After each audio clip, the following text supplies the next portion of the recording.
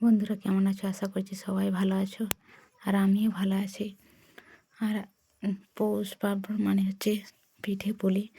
আর এই যে সংক্রান্তির দিন হচ্ছে সন্ধেবেলায় পিঠে করছি, সন্ধে থেকেই শুরু করছি ভিডিওটা। সন্ধ্যাবেলা হচ্ছে পিঠে বানাতে বসেছি, আর সবার ঘরেই তো হচ্ছে পিঠে বানানো হচ্ছে, আর সকলের ঘরেই পিঠে হবে। পৌষ মাস মানে হচ্ছে পিঠে পুলির দিন।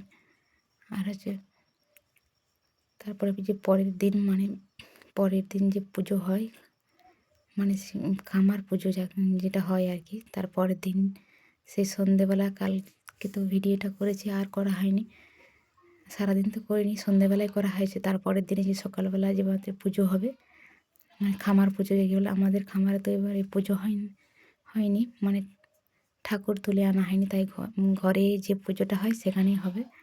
আর তার জন্য আমি যে ধূপ আর বেলপাতা, আমচার, ফুল টুল এসব তুলতে গেছি। আর এখানে এসে হচ্ছে আলপনাটা দিয়ে দিচ্ছি। যেখানটাতে পুজো হবে, আমাদের তো খামারে পুজো হবে না, ঘরেই হবে, তার জন্য সেই জায়গাটাতে আলপনা দিয়ে দিচ্ছি। আর আলপনা দিয়ে এবারে সে লক্ষ্মীর পায়ের পাঁচগুলো করে নিচ্ছি। আর আজকের দিনে এগুলো করতে হয়।